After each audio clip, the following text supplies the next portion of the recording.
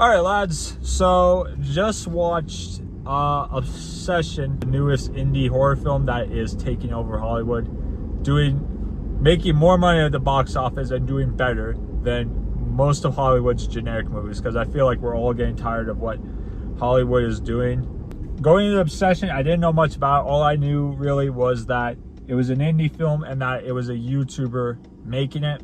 Kind of like what Markiplier did with Iron Lung, and then the Rocka Brothers did with Don't Talk to Me and other horror movies.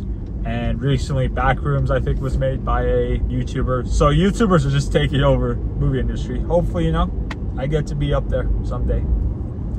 Fingers crossed.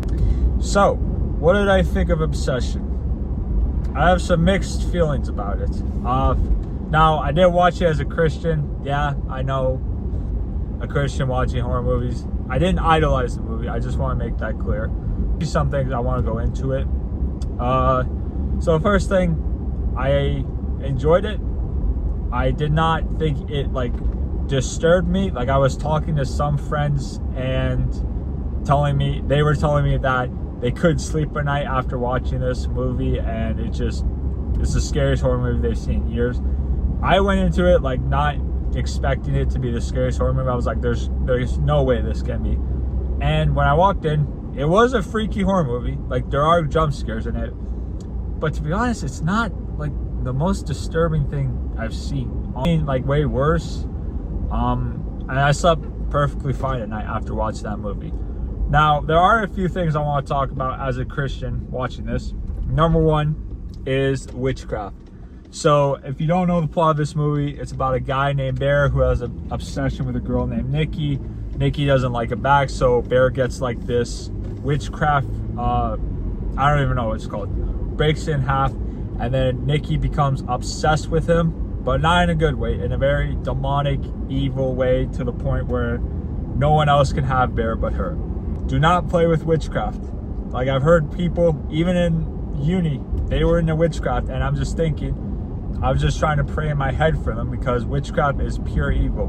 I don't care what you think about it, but talking to those demonic spirits and demonic forces is not good.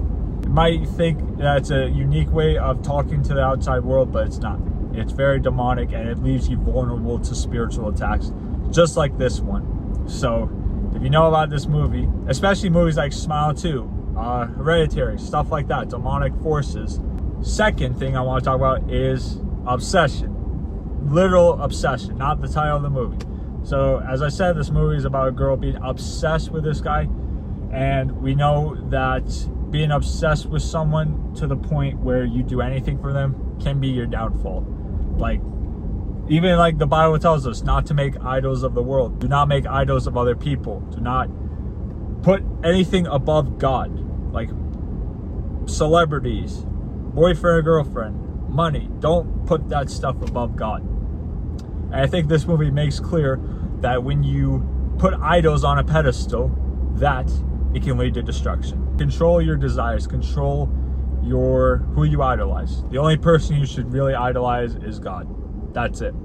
Even me, I used to idolize a few Hollywood celebrities, and then after seeing their ways and seeing how empty they really don't provide value to you, and also your heroes will let you down. So the only person, like I said, that you should idolize is God. Third thing is how modern relationships have kind of been cooked. Modern dating is nothing like what it used to be. Now you have most people not even married, they get divorced very quickly. A lot of people are in situationships. They date for a little while, then stop talking, and then you have guys or girls who will put their significant other